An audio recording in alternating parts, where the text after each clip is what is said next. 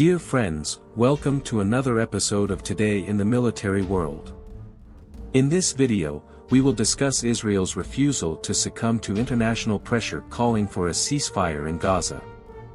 But why do the Israelis adamantly resist this? On Saturday, November 11th, French President Emmanuel Macron, in an interview with the BBC, stated that France fully recognizes Israel's right to defend itself against aggression, referring to the attack by Hamas on October 7th. However, he also emphasized the importance for Israel to halt the airstrikes affecting many civilians in Gaza.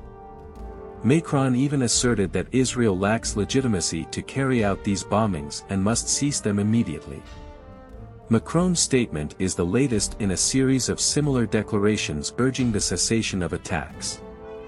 Even U.S. Secretary of State Antony Blinken recently expressed that the United States would like to see at least a temporary halt in Gaza to allow the entry of medicines, food, and fuel. However, despite all this international pressure, Israel persists in refusing to pause the attacks.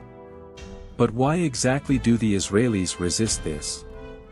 According to Israel, a cessation of attacks, even if brief for 2 or 3 days, would benefit Hamas terrorists currently under intense pressure from the Israeli advance in Gaza. Recent reports indicate that the Israelis have effectively cut the gas strip in half, surrounding and isolating the city of Gaza. This means that, at this moment, Hamas members fighting within the city cannot receive reinforcements from the south. Additionally, due to the strong Israeli pressure, pockets of resistance have formed within the city, centered around major tunnels and depots of weapons and ammunition that have not yet been destroyed. Therefore, according to Israel, if the fighting were to stop now, even if only for a few days, terrorists inside the city of Gaza would have the opportunity to receive reinforcements from the south, replenishing their pockets of resistance and allowing for regrouping in those critical areas. The result would be a prolongation of a war that Israel already foresees as long. For the Israelis, a protracted war only favors Hamas, allowing them to increasingly showcase images of destruction in civilians caught in the crossfire.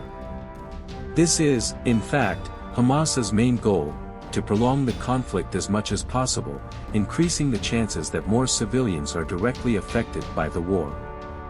Interestingly, Hamas leaders comfortably situated in luxurious suites in Qatar have repeatedly stated that they need the sacrifice of their own people to achieve their goal, creating significant international turmoil aimed at isolating and weakening Israel on the global stage. Hamas leaders express this because it aligns with the thinking and actions of terrorists whose objective is to terrorize civilians, even if they are their own people, to achieve a specific purpose.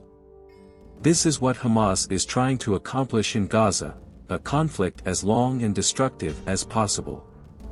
If Israel continues to maintain pressure, as it has been doing, Hamas will continue to gradually lose its strength, as evidenced by the gradual decrease in the number of rockets launched by Hamas on Israel, dropping from over 1,000 per day at the beginning of the conflict to just over 100 in the current phase of the war. Another reason for not accepting a ceasefire, according to Israel, is to avoid the use of hostages as bargaining chips. If Israelis agree to a ceasefire for 2 or 3 days in exchange for the release of some hostages, terrorists will exploit this to prolong the war not just for months but for long years, granting them time to resupply and regroup. The alternative, as seen by Israel, is the opening of humanitarian corridors for the evacuation of civilians from conflict areas and the entry of specific items into Gaza, as long as they are not directly useful to terrorists, such as fuel. Therefore, for Israel, reiterating the point, a ceasefire would only benefit Hamas, contributing to the prolongation of a war that is already anticipated to be long and very challenging.